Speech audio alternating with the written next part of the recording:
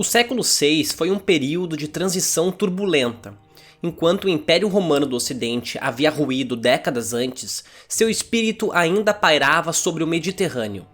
E ninguém representava melhor esse espírito do que o imperador Justiniano I, governante do Império Romano do Oriente. Justiniano não era um homem comum. Obcecado pela restauração do Império Perdido, ele deu início a um dos mais ambiciosos projetos da história: reconquistar os antigos territórios ocidentais, reunindo novamente o mundo romano sob uma única coroa.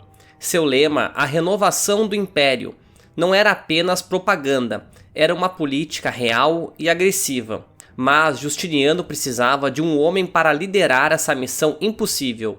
Esse homem era Flávio Belisário, general de origem humilde, estrategista genial, fiel ao imperador e temido por seus inimigos. Após derrotar os persas no Oriente e aniquilar o reino vândalo no norte da África com um punhado de tropas, Belisário foi enviado à Itália em 535 para enfrentar os ostrogodos, que governavam a península desde a morte de Teodórico, o Grande. O início da campanha foi promissor.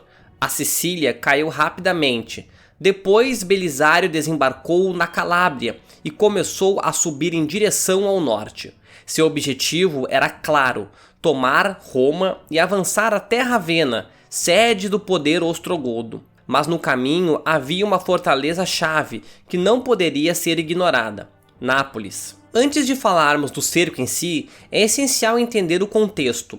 Após o colapso do Império Romano do Ocidente em 476, a Itália foi governada por Odroaco e depois pelos ostrogodos, liderados por Teodórico.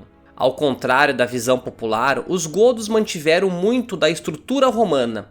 Mantiveram o Senado, respeitaram o cristianismo ortodoxo e até cunhavam moedas com símbolos romanos. Mas após a morte de Teodórico em 526, o reino entrou em crise. Sua neta, Amalasuntha, educada à maneira romana, tentou se aproximar do Império Bizantino.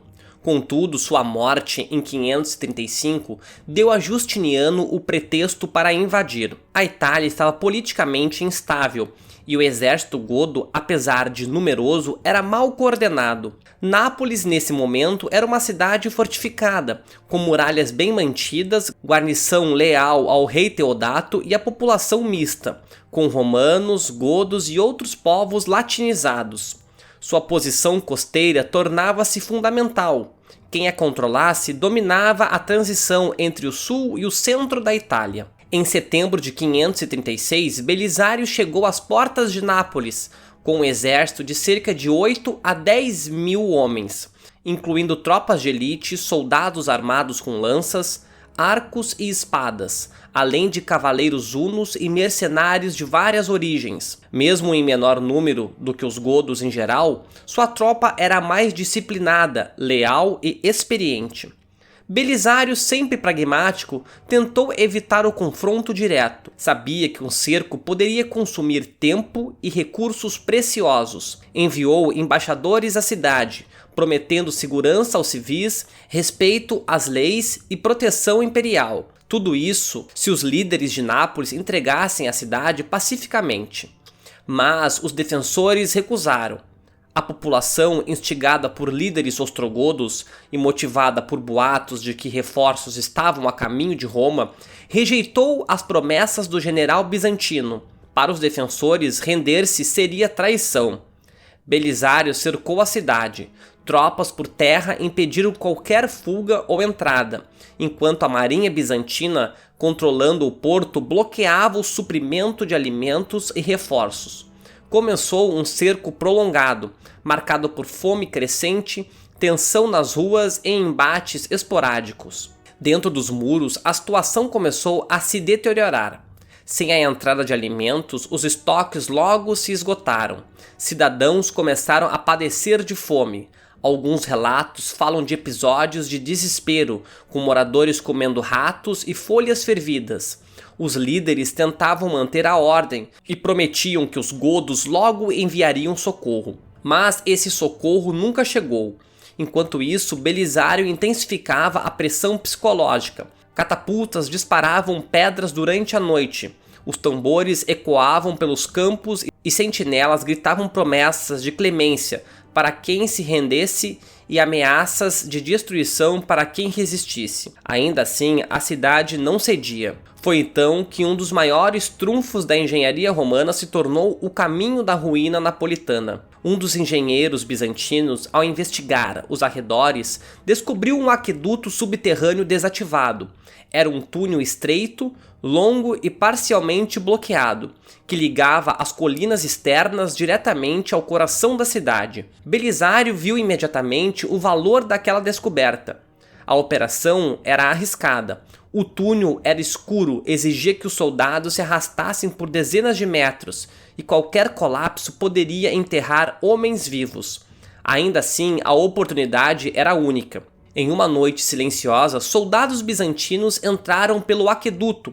Horas depois, estavam dentro de Nápoles, surpreendendo os guardas em uma das entradas principais. Mataram eles silenciosamente e abriram os portões para o restante das tropas. A entrada das forças bizantinas resultou em uma explosão de violência. Durante semanas, sitiando a cidade, os soldados estavam exaustos, famintos e cheios de raiva. O que se seguiu foi um banho de sangue. Casas foram saqueadas, civis mortos sem distinção. Igrejas e prédios romanos foram profanados. Belisário, embora contrário à matança, levou horas para conseguir restabelecer o controle. Quando finalmente o fez, a cidade estava ferida. Nápoles caiu, mas o preço foi alto. Contudo, Justiniano celebrou a vitória. Era mais um passo em direção ao sonho da reconquista, e para Belisário era apenas o início. A conquista de Nápoles foi uma vitória estratégica e simbólica. Demonstrou que Belisário podia triunfar mesmo diante da adversidade, com inteligência e audácia.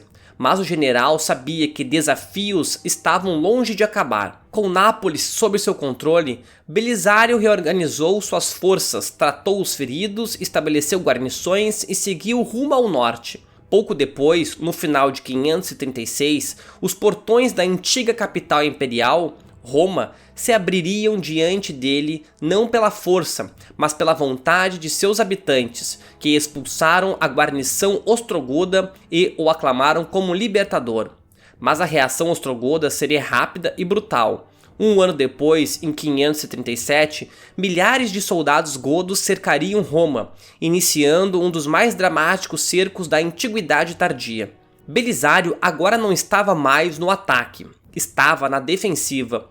Com um número inferior de tropas e uma cidade faminta e sitiada, ele teria que repetir seus feitos, ou morrer tentando. No próximo vídeo, o primeiro cerco de Roma, o gênio de Belisário contra o cerco das sombras ostrogodas. Se você gostou do vídeo, deixe um like e se inscreva no canal.